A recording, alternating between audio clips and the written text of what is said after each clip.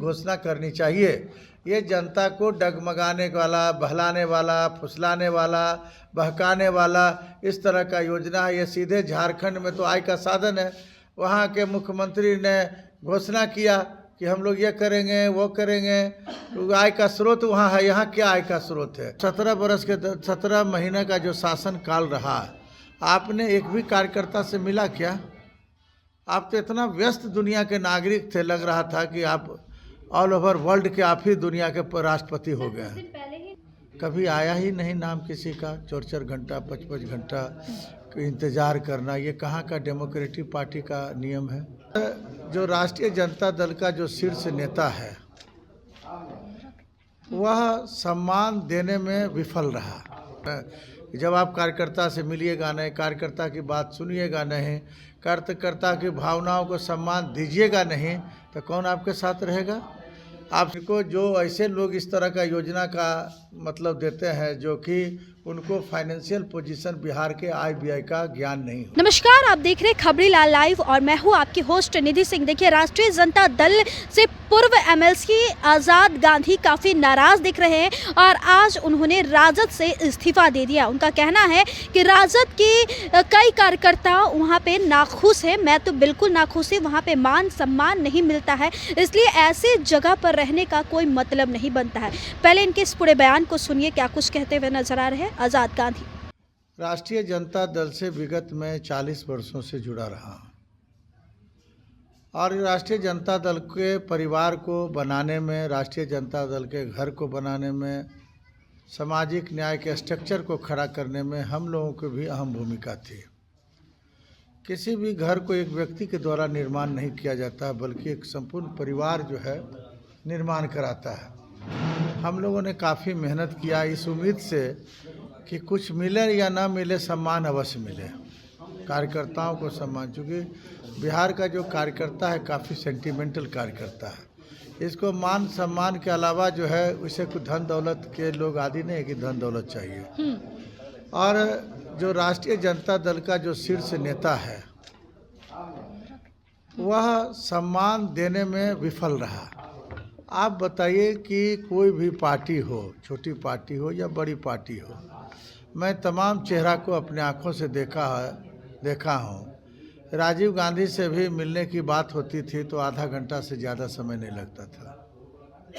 लाल कृष्ण आडवाणी से भी मिलने का बात हो तो 15 मिनट से ज़्यादा नहीं लगता था। प्रधानमंत्री नरेंद्र मोदी से अपॉइंटमेंट लेने के बाद मिलने की बात होती है तो 2 दिन से ज़्यादा नहीं लगता है। लेकिन यहाँ कौन सा हिसाब से लोग पार्टी चला रहे हैं कि अगर नेता प्रतिपक्ष से मिलने की बात हो, घंटों समझिए लोग इनके गेटों पर इंतज़ार करते थे, काफ़ी मशक्क़त करते थे कि कम से कम मुलाकात हो जाए, मेरा चेहरा उनका चेहरा में टकरा जाए। लेकिन लास्ट में जब शाम हो जाता था, सूरज ढल जाता था, रोशनी बंद हो जाता था, तब लोग उसी उम्मीद के साथ निकल जाते, हो सकता है कि दूसरा दिन मिलेंगे। उधर से जब कॉल आता था कि फलाना आदमी को बुला रहे हैं तो लगता था मेरा नाम कब आएगा भाई। कार्यकर्ता सोचते थे कि मेरा नाम कब आएगा। कभी आया ही नहीं नाम किसी का। 4-4 घंटा 5-5 घंटा इंतज़ार करना, ये कहाँ का डेमोक्रेटिक पार्टी का नियम है? आप तेजस्वी से नाराज़ हैं? अरे मैं सभी तमाम लोगों से नाराज़ हूँ जो इस तरह के व्यवस्था को रूप दिया है। व्यवस्था का रूप देने वाला घर का जो फाउंडर मेंबर होता है, जो मेंबर है, जो पार्टी का संचालक है, वही ना दोषी है कि दूसरा कोई दोषी है? इसमें हम दोषी हैं। हम लोग कार्यकर्ता पार्टी को बर्बाद कर रहे हैं। जब आप कार्यकर्ता से मिलिएगा नहीं, कार्यकर्ता की बात सुनिएगा नहीं, कार्यकर्ता की भावनाओं को सम्मान दीजिएगा नहीं, तो कौन आपके साथ रहेगा?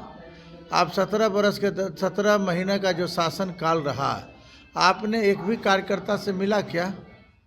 आप तो इतना व्यस्त दुनिया के नागरिक थे, लग रहा था कि आप ऑल ओवर वर्ल्ड के आप ही दुनिया के राष्ट्रपति हो गए हैं। पहले ही तेजस्वी यादव कार्यकर्ता से मिलने गए थे। अरे कार्यकर्ता संवाद से वहाँ जा करके मिल रहे हैं, समझे कि नहीं? सब यात्राओं का जो है ना, जितना यात्रा लोग पूर्व में किए हुए नेता, उसका ही चाह रहे हैं कि हम उनके बढ़ते कदम और चहते कदम पर चले। तो संभव विशेष योजना ला रहे हैं। हाँ, तो जो योजना है इनको जो ऐसे लोग इस तरह का योजना का मतलब देते हैं जो कि उनको फाइनेंशियल पोजीशन बिहार के आय व्यय का ज्ञान नहीं हो। आप इस्तीफा दे दिए पार्टी को? हाँ, तमाम इतने कारण हैं।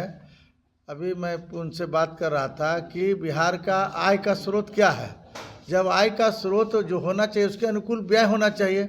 आप 2500 रुपया आप देने में सरकार का कितना एनुअल बजट होगा, इन चीज़ों पर आधारित कर करके जनता को के बीच घोषणा करनी चाहिए।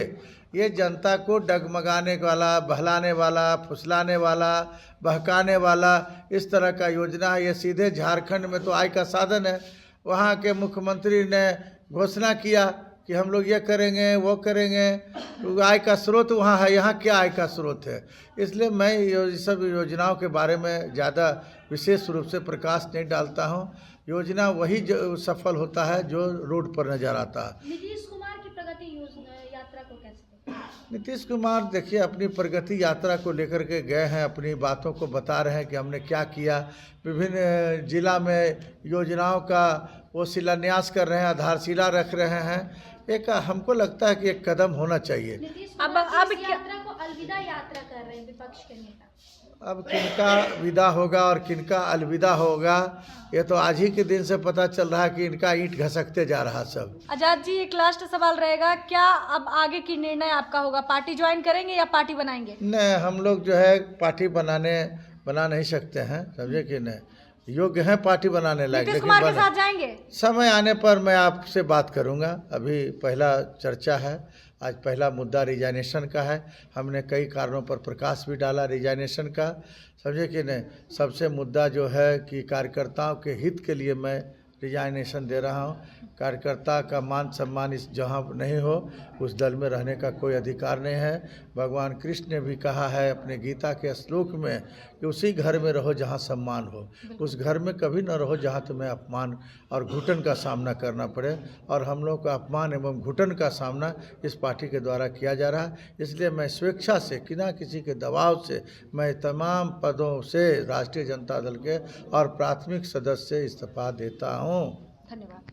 तो आपने आज़ाद गांधी को सुना, जिन्होंने सीधे तौर पर राजद में जो करवाहट आई थी और राजद की जो फिलहाल स्थिति है उसको बयां करते हुए कहते हुए नजर आ रहे कि मैं वहाँ पे मान सम्मान जहाँ पे नहीं मिलता है वहाँ पे रहना बिल्कुल भी गलत बात है। कृष्ण भगवान की यही बात कही जाती थी कि कृष्ण भगवान कहते थे कि जहाँ पर मान सम्मान नहीं है वहाँ पर रहना कोई भी अधिकार नहीं है, इसलिए मैं इस पार्टी से अब आज़ाद हो गया हूँ। इस रिपोर्ट के माध्यम से आप क्या सोचते हैं कमेंट में ज़रूर बताइएगा। बहुत बहुत धन्यवाद।